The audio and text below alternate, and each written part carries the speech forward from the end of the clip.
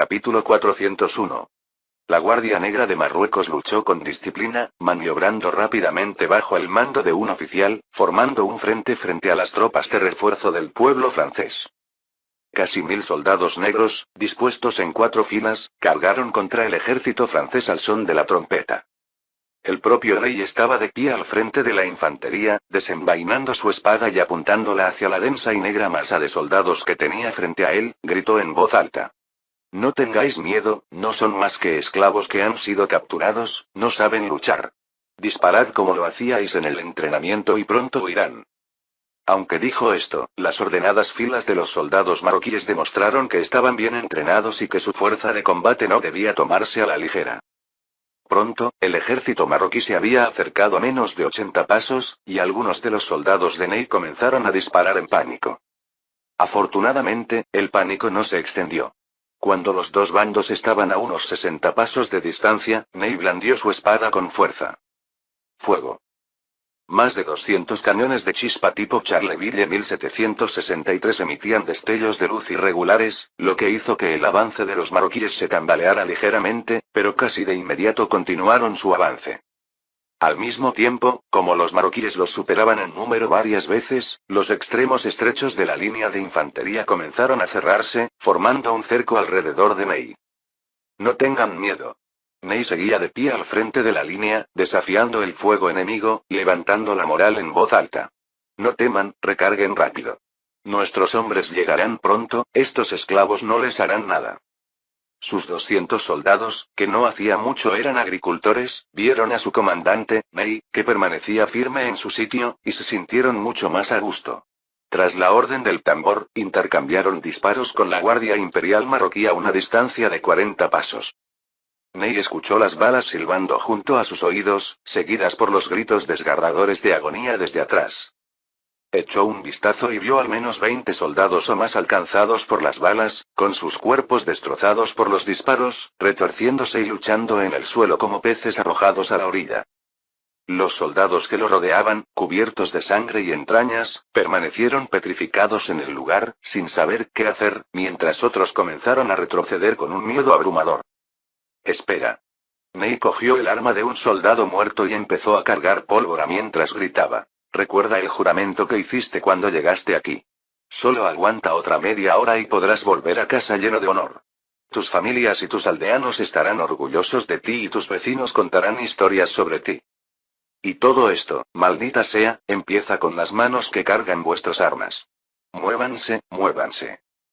Luego miró hacia los menos de 300 soldados tunecinos que estaban en el flanco, ya deben haber descansado lo suficiente, ¿no?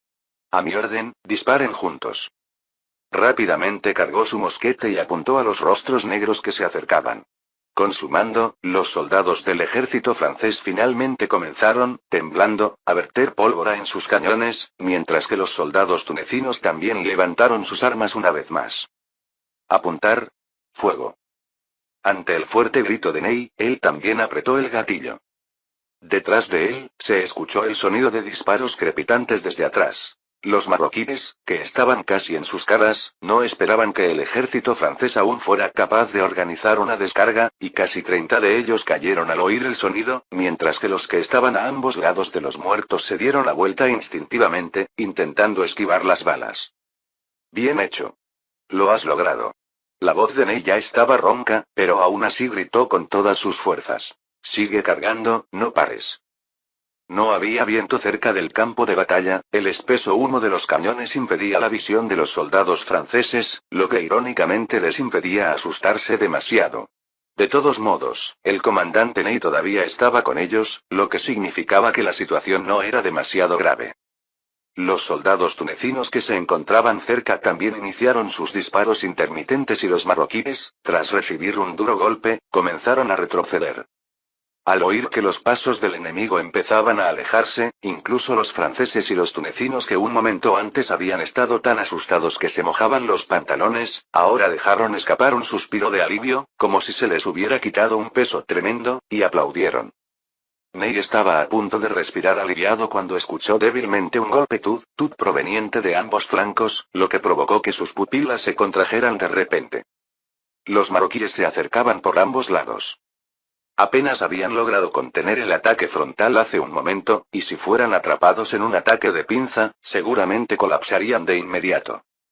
Cerró los ojos e hizo la señal de la cruz frente al pecho, pensando en qué lado lanzar un contraataque. La retirada estaba descartada. A tan corta distancia, darle la espalda al enemigo equivalía a un suicidio. Atacar ferozmente a un lado del enemigo aún podría ganar algo de tiempo. Simplemente no sabía si estos soldados podrían ajustar la dirección de su formación a tiempo. Murmurando para sí mismo, ni un solo pensamiento de rendición cruzó por su mente. Había crecido escuchando a su padre, que había servido en el ejército, hablar sobre la guerra de los 7 años, y detestaba a los cobardes que se rendían. Siempre se vio a sí mismo como alguien capaz de seguirle el ritmo al enemigo hasta el último momento. Ney corría de un lado a otro, ordenando en voz alta a los oficiales que hicieran que sus soldados giraran para mirar hacia el norte. Sin embargo, después de poco más de 10 minutos, oyó un estruendo en árabe detrás de él. Cuando volvió a mirar a sus soldados, todavía estaban en un grupo desorganizado, y los tunecinos aún más. No había forma de que pudieran luchar en este tipo de formación. Su corazón se enfrió de repente, al darse cuenta de que su primer comando verdadero en la batalla también sería el último. Justo cuando se preparaba para chocar imprudentemente con los marroquíes y encontrar la muerte, una serie de ruidos de cascos volvieron a surgir desde el sur. ¿La caballería enemiga se ha unido a la lucha? Se rió, sacudió la cabeza, sacó su espada y señaló detrás del humo de las armas. Vamos, no te tengo miedo. Después de esperar un momento, la ofensiva marroquí pareció disminuir, seguida poco después por débiles sonidos de disparos detrás de ellos. Aunque Ney no sabía lo que estaba pasando, inmediatamente aprovechó la oportunidad, instando a los soldados a formarse desesperadamente.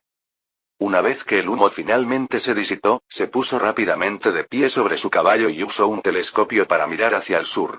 Vio una tropa de caballería vestida con uniformes militares blancos que hostigaban al enemigo por detrás y por los lados, obligando a los marroquíes a apretar su formación para la defensa. Son esos nobles. Por primera vez en su vida, Ney sintió que esos nobles señores no eran tan odiosos después de todo y se volvió hacia los soldados, diciendo emocionado. Han llegado nuestros refuerzos. La victoria es nuestra. Sanel espoleó su ballesta voladora para pasar a toda velocidad junto a la formación del ejército marroquí, levantó su mosquete corto y apretó el gatillo hacia los enemigos de tez oscura. A una distancia de más de 80 pasos, el mosquete corto no tenía poder letal, pero su fuerte estallido era suficiente para intimidar al enemigo. Mientras 150 o más jinetes nobles avanzaban con ímpetu hacia las posiciones marroquíes cercanas y luego se dieron la vuelta para formarse, los marroquíes quedaron confundidos por este ataque repentino y rápidamente decidieron retirarse. Moro ordenó a sus soldados cerrar filas con sus compatriotas y pronto localizó a Ney entre la multitud. Se adelantó con gracia, se levantó el sombrero y sonrió. Teniente, parece que estaba rodeado por el enemigo. Afortunadamente, mi llegada oportuna con los hombres los salvó a todos. ¿Qué tal? Somos impresionantes, ¿verdad? Capítulo 402. Al ver que Ney estaba a punto de colocar su mano sobre su pecho en señal de saludo, Moro le hizo un gesto con la mano. Oh, no hay necesidad de una gratitud excesiva. El cuerpo de caballería simplemente está siguiendo el llamado del honor. Ney hizo una pausa, realmente queriendo patear a ese repugnante aristócrata 2 veces. Respiró profundamente y dijo, aún así, debo agradecerles por los refuerzos. Pero al final, fuimos nosotros quienes mantuvimos a Tamire. Oh. Moro miró las filas tunecinas a un lado. Si no hubiera sido por ellos, que contuvieron al enemigo, tú y tus hombres probablemente estarían parados afuera de la ciudad de Tamirai. ¿Estaban bajo mi mando?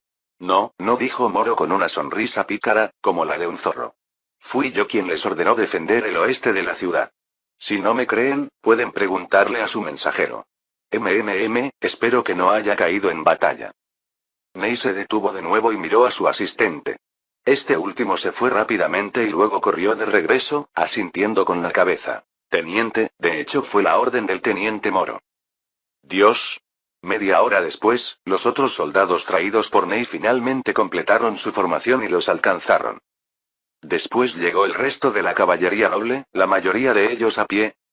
En un apuro por conseguir tiempo, Moro había escogido a 150 soldados de caballería con mejores habilidades para montar, y los demás les entregaron sus caballos. Con una configuración de 3 caballos por persona, corrieron hasta allí para reforzar a Ney. Después de una cooperación entre los nobles y los civiles, los dos lados parecieron menos confrontativos que antes, y regresaron inmediatamente juntos a la ciudad de Tamirai. Fuera del ayuntamiento, Ney miró hacia el sol poniente en el oeste y le dijo a Moro: parece que los marroquíes no volverán hoy. Entonces, ¿podemos ir a disfrutar de la cena ahora? Sin mostrar ningún rastro de emoción, Ney lo miró y se giró para caminar hacia el oeste. Aprovechemos esta oportunidad para que los soldados construyan un parapeto. Será útil cuando el enemigo ataque mañana. ¿Pechera? Moro frunció el ceño. ¿Estás planeando resistir aquí hasta la muerte? Por supuesto, de lo contrario, ¿por qué habríamos detenido desesperadamente a los marroquíes hoy? Moro hizo un gesto con la mano con desdén. ¿No has oído las noticias? El ejército marroquí tiene al menos 10.000 hombres, mientras que juntos tenemos, oh, ¿cuántos soldados trajiste? 855 hombres. Ahora solo quedan 782. Tenemos menos de 1.800 hombres en total. Si sumamos los soldados tunecinos, son solo 2.000. Moro hizo un gesto a su alrededor. Si defendemos este lugar, nos rodearán de inmediato. Esta pequeña ciudad no tiene ninguna fortaleza que nos apoye. ¿Qué hay que temer? Resopló Ney con frialdad. El general Sherelle seguramente sabe que nos han atacado aquí, y su ejército podría llegar en 3 o 4 días. No podremos resistir 2 días si nos quedamos aquí. Podemos. No podemos. Como desees. Puedes tomar a tus hombres y marcharte. Yo defenderé Tamirai por mi cuenta. ¿Estás seguro? No. Eso es imprudente. Sin esperar a que el otro se enojara, Moro continuó de inmediato. Ya que estamos siendo imprudentes, ¿por qué no usar un método con mayores posibilidades de éxito? Ney lo miró algo inesperadamente. ¿Qué sugieres? Simple, dejen a los soldados tunecinos y a sus heridos en la ciudad, dijo Moro. Los números podrían no ser suficientes, así que dejemos también a los sirvientes. Más de la mitad de los nobles habían traído asistentes que habían recibido algún entrenamiento y eran capaces de combatir. Eso dejará a casi 1.000 personas en la ciudad. Dejemos que se hagan pasar por nosotros y nos trasladaremos al sur de Tamirai. Inconscientemente, Ney preguntó: ¿para hacer qué? ¿Para qué pretender que somos las tropas del general Sherelle? Dijo Moro con una sonrisa astuta. El ejército de la nobleza y el ejército civil abandonaron Tamirai juntos antes del amanecer del día siguiente. El teniente Ney miró los diversos carros de suministros logísticos, luego volvió a mirar hacia la ciudad con preocupación y se volvió hacia Moro y dijo: ¿de dónde sacaste estas cosas? Seguramente no saqueándolas.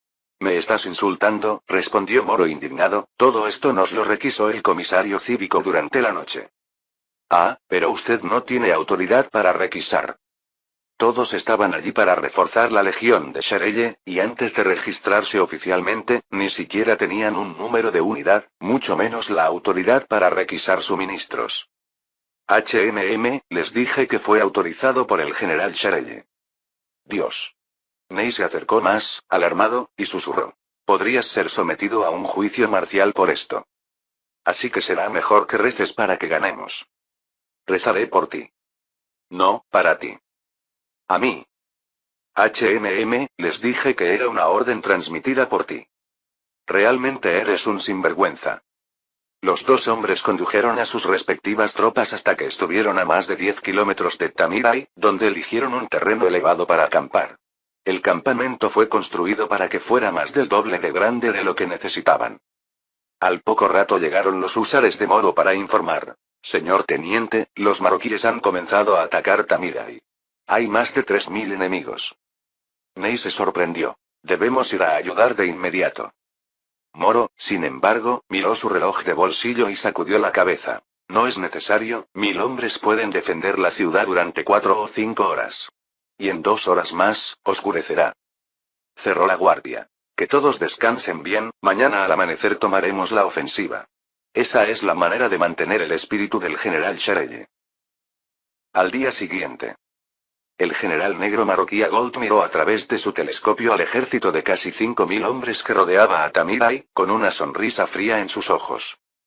Debería haber menos de 2.000 tropas francesas en la ciudad, o quizás tropas tunecinas, pero mientras sus fuerzas lanzaran un ataque, era inevitable que tomaran el lugar ese día. Aunque fue un día más tarde de lo que esperaba Said Pasha, aún lograron tomar el puerto de Bizerta antes de que la fuerza principal del ejército francés pudiera llegar en su ayuda. Hizo un gesto con el dedo hacia un asistente que estaba a su lado y pronto un sonido profundo de cuerno resonó por todos lados y más de una docena de cañones comenzaron a bombardear la ciudad con proyectiles. Mientras Agold observaba cómo las vallas de madera de las afueras de Tamirai volaban en pedazos, justo cuando estaba a punto de ordenar un asalto total, vio a 2 soldados de caballería que se acercaban apresuradamente, lo saludaban y decían: General, una fuerza francesa ha aparecido en nuestro flanco derecho, parece que están a punto de atacar. ¿HM? ¿Cuántos hay?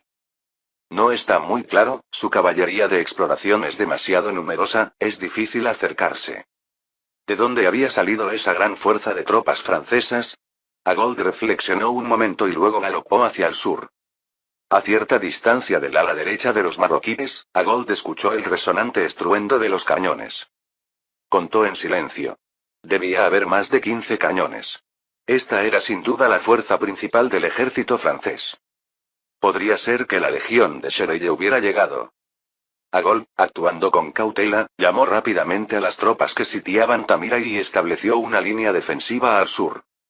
No muy lejos de las fuerzas marroquíes, un grupo de soldados franceses se dedicaba a llenar varios barriles de hierro, envueltos en piel de vaca, con pólvora, apisonándolos, sellándolos con barro y luego encendiendo la pólvora a través de un pequeño orificio en la parte posterior de los barriles.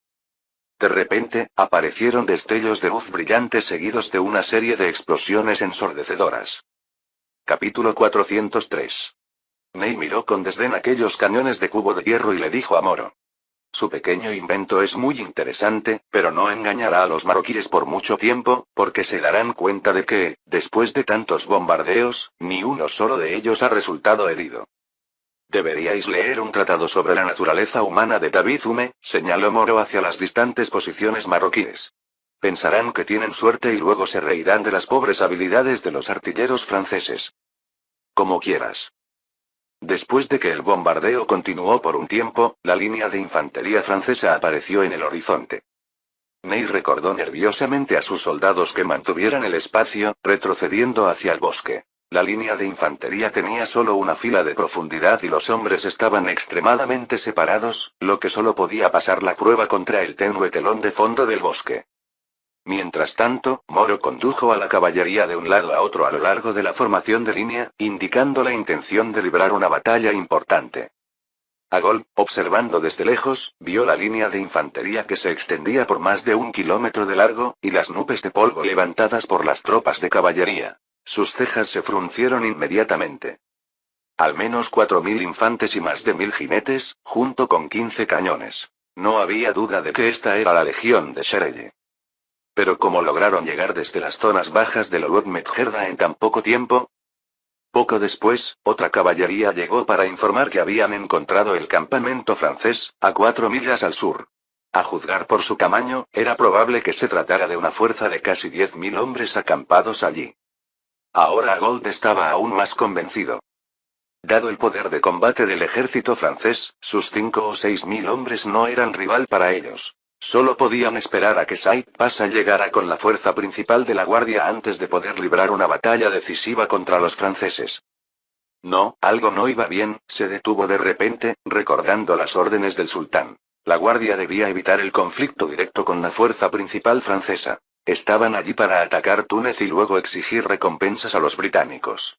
Enfrentarse a una gran potencia como Francia, ganara o perdiera, no era del interés de Marruecos. Reflexionó durante un largo rato antes de volverse para darle instrucciones a su asistente. Dejad atrás al cuerpo AG, todos los demás retírense en secreto. Y sí, mantened los cañones disparando para confundir a los franceses. Sí, general. Moro había pensado inicialmente que tendría que repeler 1 o 2 ataques fingidos de los marroquíes a un gran costo antes de poder frustrarlos por completo, pero inesperadamente, no hubo ninguna señal de que el enemigo quisiera luchar en absoluto. por supuesto, estaba feliz de alargar el tiempo, por lo que ordenó a los cañones de cubo de hierro que dispararan con todas sus fuerzas, fingiendo que la batalla era feroz. Así, los dos ejércitos, separados por casi una milla de distancia, tronaron y retumbaron uno contra el otro durante todo el día, y cada uno retiró sus tropas cuando oscureció. Al día siguiente el bombardeo continuó hasta la tarde, cuando Moro de repente sintió que algo no iba bien, por lo que se arriesgó y dirigió a la mitad de la caballería para atacar a los marroquíes, solo para descubrir que no había ninguna caballería enemiga que viniera a defender. Con valentía, rodeó Tamire varias veces y finalmente confirmó que quedaban menos de 2000 soldados marroquíes en la línea del frente, mientras que el resto del enemigo había desaparecido hacía tiempo. Nunca imaginó que su acto fuera tan convincente que asustaría directamente a los marroquíes. A su regreso, consultó con Ney, reunió a todas las tropas, incluidos unos pocos cientos del ejército tunecino en Tamire, y lanzó un feroz ataque contra la fuerza marroquí desde dos direcciones al mismo tiempo. París. El segundo piso del Palacio de las Tullerías. Joseph miró el mapa del norte de África sobre la mesa, su expresión mostraba cierta preocupación. Según informes de inteligencia recibidos la semana pasada, se habían producido movimientos de tropas a gran escala en Argel y Trípoli, lo que indicaba que los británicos ya no podían abstenerse de tomar medidas contra Túnez. Mientras tanto, las noticias que llegaban de la India indicaban que el ejército de Mysore estaba atacando ferozmente Tiruchirappalli, el estado más meridional de Carnatic. Si Mysore lo tomaba, podrían enfrentarse directamente al único punto de suministro de los británicos en el sudeste de la India, Nagapattinam. Joseph estaba convencido de que, si existía el riesgo de perder Nagapattinam, los británicos volverían a la mesa de negociaciones, ya que este puerto era fundamental para la flota mercante británica que regresaba del este de Asia. Sin reabastecimiento allí, los barcos mercantes británicos tendrían que desviarse cientos de millas náuticas hasta Madrás, en el centro de la India, para conseguir agua potable y alimentos, o pagar a los franceses en Puducherry para obtener suministros. Por lo tanto, los británicos definitivamente invertirían fuertemente para crear caos en Túnez antes de que surjan problemas en Nagapattinam, usándolo como moneda de cambio a cambio de intereses en la India. El Estado Mayor ya había enviado 6000 soldados para reforzar a Túnez, lo que representaba el límite de lo que las finanzas francesas podían soportar. Para ser franco, si la situación en Túnez se deteriorara significativamente, entonces Joseph no tendría más opción que redistribuir el cuerpo de la Guardia al norte de África para limpiar el desastre, lo que inevitablemente afectaría los despliegues estratégicos en el sur de los Países Bajos. Si llegara a ese punto, tendría que considerar la posibilidad de aceptar las condiciones británicas y que ambas partes cesaran las hostilidades. Eso también significaba el fracaso de su estrategia de limitar la presencia británica en la India. En ese momento, Eman llamó a la puerta y entró, entregando un informe confidencial. Su Alteza, esto acaba de llegar de Túnez. Joseph abrió inmediatamente el tubo de madera a la mayor velocidad, derramando las diversas páginas que contenía. Cuando vio que el informe era del general Barthélemy Louis Joseph Charelle, no pudo evitar sentirse desconcertado. Normalmente, ese debería ser el trabajo de la agencia de inteligencia. Leyó rápidamente el contenido principal, que mencionaba que los marroquíes se habían unido al asedio a Túnez, desplegando más de 14.000 de sus guardias negros de élite y haciendo que la guardia de Argel fingiera un ataque a Kaz para atraer a la fuerza principal de la legión de Charelle a las zonas bajas del Oued Medjerda. Joseph frunció el ceño y continuó leyendo, para ver a Charelle informando que 2 destacamentos voluntarios que habían llegado para unirse a su legión defendieron ferozmente Tamire con menos de 2000 tropas, repeliendo una fuerza marroquí de 10.000, capturando a más de 700 y apoderándose de 11 cañones. Joseph levantó una ceja. 2000 contra 10.000 y aún así emergió completamente victorioso, tomando prisioneros y apoderándose del equipo. ¿Qué estaba pasando? En la última página, cuando vio el informe detallado de la batalla, sus ojos de repente se iluminaron. Víctor Moro, Michel Ney. Así que eran los 2 peces gordos de nivel mariscal los que comandaban la batalla. Entonces, lograr un ratio de victoria de 1 contra 5 no fue para nada sorprendente. Joseph se maravilló en silencio. Francia verdaderamente abundaba en talento. Los invencibles mariscales de Napoleón, que ahora eran simplemente tenientes que dirigían soldados que no estaban bajo su propio mando, habían frustrado inesperadamente el ataque sorpresa de los marroquíes. No es de extrañar que esta información viniera de Shirley. Fue una victoria en el frente y su objetivo era informar del triunfo antes de que lo hiciera la oficina de inteligencia. Cuando Joseph vio que el destacamento de soldados nobles de Moro se hacía llamar Regimiento de Caballería Guía de Dios, no pudo evitar sacudir la cabeza y reír. Todos eran adultos, pero habían elegido un nombre tan adolescente. Pero si eso era lo que les gustaba, pues así fuera. Inmediatamente Joseph tomó su pluma y respaldó el informe, otorgando formalmente el título de Regimiento de Caballería Real Guía de Dios a esos 1000 nobles soldados. Al mismo tiempo, Moro fue ascendido extraordinariamente a mayor y Ney a teniente. Al primero se le concedieron 700 hectáreas de tierra en Trípoli, al segundo, 500 hectáreas. Capítulo 404. En cuanto a otros oficiales y soldados que habían actuado meritoriamente en la batalla, Joseph no dudó en otorgarles las debidas recompensas. Después de entregar los documentos al funcionario encargado de transmitir las cartas confidenciales, Joseph hizo que Eman convocara a Delénico, director general de Paris Commercial News. La gran victoria lograda en Tamire fue significativa no solo para estabilizar la situación en el noroeste de Túnez y conseguir 2 oficiales extraordinariamente capaces, sino también por su importancia en la propaganda. Solo habían pasado 2 meses desde que Joseph había llamado por última vez a la nobleza en el Palacio de Versalles para luchar en el campo de batalla por su majestad el rey, por Francia como guerreros, y Moro había guiado a 1000 jóvenes nobles a notables hazañas militares, ganándose un generoso ennoblecimiento. Esto debía ser ampliamente publicitado para atraer a más nobles a unirse al ejército. En cuanto a Ney, al ser un plebeyo de una familia de fabricantes de barriles y tener derecho a la tierra y al título nobiliario correspondiente después de ser dueño de la tierra, esto también inspiraría enormemente a la gente común.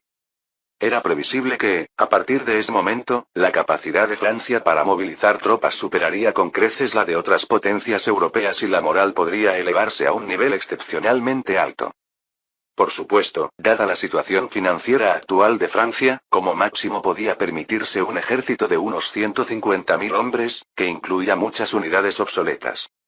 Sin embargo, ahora que la situación en la India se está volviendo favorable para Mysore, el punto muerto en Túnez debería romperse pronto. Además, las industrias del carbón y del hierro del sur de los Países Bajos y de Luxemburgo también empezaron a producir poco a poco. Solo entonces se manifestarían verdaderamente los beneficios de sus estrategias planificadas desde hacía tiempo en Túnez y los Países Bajos, aportando ingresos considerables a las finanzas de Francia. Al mismo tiempo, las tropas estacionadas en el norte de África y el sur de los Países Bajos podrían regresar a casa, eliminando la necesidad de enormes gastos militares. Con el aumento de los ingresos y la reducción de los gastos, las dificultades fiscales debían mejorar considerablemente. En pocos años, Francia podría alcanzar el estado de abundante virtud marcial, capaz de reclutar soldados y hacer guerras. Una hora después, Dénico, que tenía un poco de sobrepeso, fue conducido por Eman a la oficina del Palacio de las Tullerías. Al ver a Joseph, se inclinó rápidamente. Su Alteza, el príncipe heredero, ha pasado bastante tiempo desde que Su Alteza me llamó. Estoy extremadamente emocionado. Que Dios lo bendiga. Joseph le devolvió la sonrisa y el gesto, indicándole que se sentara. Luego le contó la noticia triunfal de Tamire, concluyendo. Necesito que usted supervise personalmente la amplia publicidad de este evento en todo el país. Por supuesto, eso no es problema, Su Alteza, dijo Dénico, inclinándose ansiosamente, y luego sugirió hábilmente. Propongo que primero enviemos algunos reporteros al norte de África para entrevistar al comandante Moro, y... No. Sí, y también el comandante Ney, y sus soldados. La portada del periódico debería incluir noticias relacionadas dentro de una semana. También podríamos organizar un concurso de ensayos titulado Mi héroe del norte de África, invitando a los ciudadanos a presentar ensayos en los que elogien a los héroes que ganaron honores en la batalla, y ofrecer algún premio en metálico a los trabajos mejor redactados. Luego encontraremos algunos escritores destacados para convertir las batallas de Tamire en una novela por entregas. Por cierto, Alteza, ¿alguno de los comandantes tiene esposa o novia? Como usted sabe, a la gente le gusta leer esos cuentos románticos. Joseph miró al director del periódico con cierta sorpresa, descubriendo que el hombre había aprendido tan a fondo sus propios métodos de propaganda que no había nada que añadir. ¿Parecen solteros? Mientras mencionaba esto, de repente recordó aquella desastre Milorou con quien Moro se había casado en la historia. Esta mujer tenía una gran ambición y un fuerte deseo de poder. Después de casarse con Moro, utilizó su reputación para coquetear con fuerzas extranjeras e incluso participó en el golpe de estado del Partido Realista. Tras el fracaso del golpe, corrió a buscar la protección del zar de Rusia. Para entonces Rusia ya se había unido a la coalición antifrancesa, y se confabuló con el infame renegado francés Bernadotte. Juntos, atrajeron a Moro a Rusia, convirtiéndolo en enemigo de Napoleón. Fue por culpa de esta mujer que Moro nunca se ganó del todo la confianza de Napoleón y finalmente tuvo que exiliarse en Estados Unidos, perdiendo muchas oportunidades de lograr reconocimiento en el campo de batalla. Joseph reflexionó sobre la vida de Moro. Parecía que tenía unos 30 años cuando se casó. Eso significaba que él mismo tenía tiempo de sobra para cambiar el destino que llevó a Moro a esa mujer desastrosa. Por ejemplo, si le preparaba un buen matrimonio con antelación. Después de organizar la promoción de los héroes de guerra y despedir a Dénico, Joseph se preparó para ir al Palacio de Versalles para el ensayo del drama. Cumplir una promesa a su madre todavía era algo que debía hacer.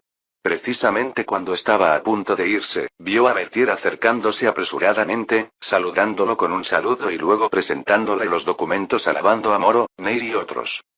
Su Alteza, en cuanto a las condecoraciones para la Legión del Norte de África, las promociones y condecoraciones están bien, pero esta concesión de tierras, parece que ha escrito el nombre equivocado para el lugar. ¿Escrito mal? Joseph tomó el documento que había firmado y lo miró. No hay ningún error aquí. Berthier respondió algo incómodo. Su Alteza, Trípoli no es territorio francés. Joseph pasó a la página donde Sherelle informó sobre la situación tunecina y la colocó frente a él. Trípoli ha invadido repetidamente las provincias del sureste de Túnez, saqueando 6 tribus y más de 20 ciudades y pueblos. A finales del mes pasado, los 2000 soldados de Ben Guerir ocuparon la ciudad de Remada, al sur de Tetuán, y más de 300 personas resultaron muertas o heridas. Según los servicios de inteligencia, están reuniendo aún más tropas, listas para lanzar un ataque a mayor escala. Además, los piratas de Trípoli han comenzado a saquear nuestros barcos mercantes, obligando a nuestra flota combinada a acudir rápidamente a la zona de la bahía de Gabes para realizar tareas de escolta. Miró a Berthier con un tono frío. Si nos vemos provocados de esta manera, declararemos la guerra a Trípoli. En cuanto a sus tierras, Moro y sus hombres solo tendrán que reclamarlas para sí mismos. Tras el fracaso del ataque sorpresa de la poderosa Guardia Imperial marroquí, la situación en Túnez se había vuelto bastante clara.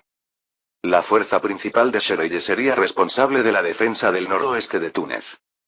Aunque esta legión era un ejército anticuado, con una preparación suficiente, dejar 15.000 hombres junto con 5.000 tropas tunecinas locales sería suficiente para defenderse de los menos de 30.000 soldados de las fuerzas aliadas marroquíes y argelinas, especialmente cuando estas últimas acababan de ser derrotadas y su moral estaba baja.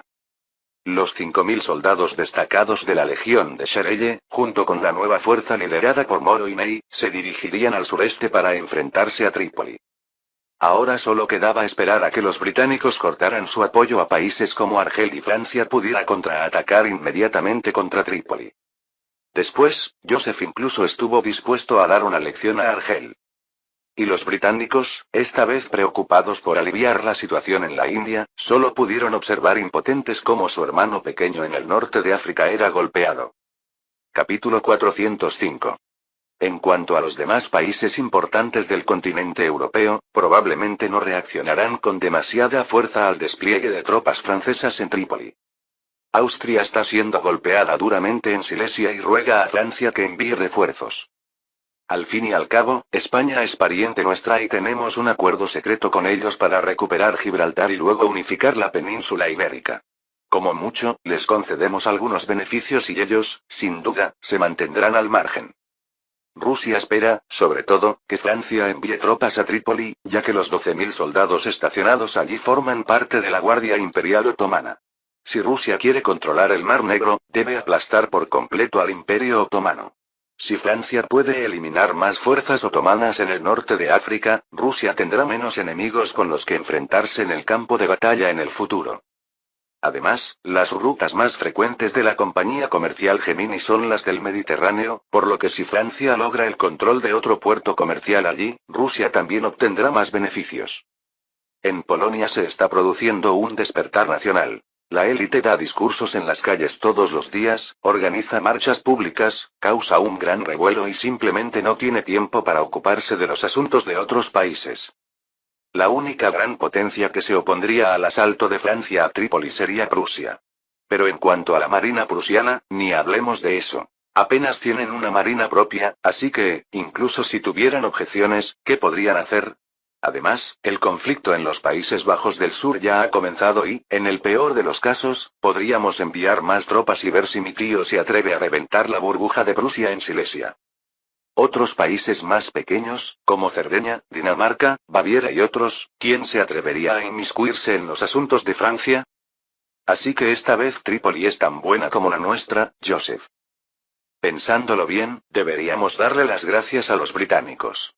Si no fuera por su intromisión en segundo plano, alentando a Ben Guerir a atacar Túnez, no habríamos encontrado una razón tan sólida para desplegar tropas. De hecho, en la actualidad, Trípoli es, a ojos de los distintos países europeos, una tierra desolada con una población de poco menos de 700.000 habitantes. Aunque su territorio es apenas un poco más pequeño que el de Túnez, ni su producción ni sus emplazamientos portuarios son impresionantes, con solo unas pocas ciudades habitables como la ciudad de Trípoli y Zabia, y el puerto de Trípoli teniendo cierto valor. Sin embargo, Joseph tiene muy claro que Trípoli será un importante paso hacia Egipto. Sin Trípoli, la idea de excavar el canal de Suez en Egipto sería una fantasía irreal. La apertura del canal de Suez reduciría a la mitad la ruta comercial marítima entre el lejano Oriente y Europa. Se puede decir que quien controle el canal de Suez controlará el sustento económico de Europa. En este contexto, los británicos harían todo lo posible para impedir que Francia adquiera el canal. Antes de que podamos sacudirnos la posición dominante de los británicos en el mar, solo podemos confiar en el suministro terrestre a través de Trípoli para afianzarnos en Egipto. Joseph debe aprovechar la favorable situación internacional que ha creado en este momento y tomar rápidamente el control de Trípoli. Una vez que otras naciones reaccionen, será demasiado tarde para que intervengan. Berthier miró al príncipe heredero en estado de shock, y pasó un tiempo antes de que hablara. Su Alteza, una gran parte de nuestras fuerzas están concentradas en los Países Bajos meridionales y en Silesia. Si atacamos precipitadamente Trípoli y el Imperio Otomano reacciona violentamente, digan lo que digan, Trípoli sigue siendo nominalmente una provincia del Imperio Otomano, y su preocupación no es infundada. Joseph dijo con indiferencia. Selim III está centrado principalmente en impulsar reformas en el interior y no desperdiciará recursos en la lejana ciudad de Trípoli. Si los otomanos envían un gran número de tropas desde su patria, los rusos aprovecharán inmediatamente la oportunidad para abalanzarse sobre ellos y absorber todos sus territorios a lo largo de la costa del Mar Negro. E incluso si los otomanos realmente deciden luchar, tenemos fuerzas suficientes. Berthier se quedó desconcertado y dijo vacilante. Su Alteza, perdóneme por hablar con franqueza, pero nuestras fuerzas quizás. Joseph sonrió. Si no me equivoco, la guerra en el sur de los Países Bajos y en Argel terminará a finales de año y podremos desviar más de 60.000 tropas a Trípoli. 25 de octubre de 1789. París. Llovía a cántaros, interrumpido ocasionalmente por relámpagos que hacían que todo el cielo pareciera sombrío. Varios carruajes negros, discretos y de aspecto discreto, se encontraban estacionados en la plaza del Palacio de Versalles. La puerta del carruaje principal se abrió de golpe y un lacayo encogió el cuello al descender, colocó los escalones delante de la puerta del carruaje y abrió apresuradamente un paraguas. El ministro de Asuntos Exteriores británico, el marqués de Wellesley, se inclinó al descender del carruaje y miró hacia la entrada del Palacio de Versalles. No vio a nadie que viniera a saludarlo, solo a unos cuantos guardias en la puerta que lo observaban fríamente desde su puesto. El rostro de Wellesley estaba aún más oscuro que las nubes de tormenta que había encima. Justo esa mañana había recibido una carta confidencial del gobernador de la India, Cornwallis. La carta decía que la Confederación Maratha exigía 250.000 libras esterlinas en fondos militares, así como 20 cañones y 15.000 armas de chispa, para seguir enviando tropas en apoyo de Carnatic. Hyderabad planteaba una exigencia exorbitante. pedía a Gran Bretaña que devolviera la región de Condavidu y que, tras derrotar a Mysore, le concediera la posesión de Nelluru en Carnatic. Cornwallis ya había aceptado, en nombre de la Compañía de las Indias Orientales, las exigencias de los marathas. En cuanto a Hyderabad, solo podía decir que esperaría a que la Junta tomara una decisión en un intento de ganar tiempo. Wellesley respiró profundamente el aire frío. No podía entender por qué Hyderabad, que se había aliado con Mysore hacía décadas, causaría de repente semejante obstáculo, aunque eso era algo excusable. Sin embargo, los marathas llevaban mucho tiempo al lado de Gran Bretaña, así que ¿por qué también de repente complicarían las cosas? Lo que no sabía era que el cónsul francés en Mysore, Salah, había establecido contacto secreto con los marathas unos meses antes. Salah recordó que Su Alteza el Príncipe Heredero dijo una vez que los indios se sienten agraviados si no obtienen una ventaja en todo. Por ello, él y el representante de Mysore, Shah, hicieron promesas extravagantes a los marathas, llegando incluso a sugerir que les darían una parte del norte de Karnataka, además de ofrecer 200.000 libras esterlinas como soborno a cambio de su apoyo a Mysore. Los marathas luego dieron marcha atrás y utilizaron esto como punto de referencia para presentar sus demandas a los británicos. En cuanto a Hyderabad, aumentaron sus demandas en un 30% debido al soborno dado por Salah para negociar con Gran Bretaña. Wellesley sabía que la Compañía de las Indias Orientales no tenía otra opción que acceder a sus demandas. Sin la ayuda de los estados principescos indios, las tropas británicas por sí solas, recorriendo miles de kilómetros para luchar en Mysore, acabarían siendo agotadas. Apretando los dientes, pisó los charcos del suelo y condujo a algunos diplomáticos hacia la entrada del Palacio de Versalles. Ya sea por la fuerte lluvia o por la falla del sirviente en sostener el paraguas apropiadamente, cuando Wellesley finalmente se enfrentó a Talleyrand, lo que le causó gran irritación, un lado de su ropa estaba completamente empapado, con gotas de agua goteando de su manga, lo que lo hacía lucir extremadamente desaliñado. Fin del capítulo 405.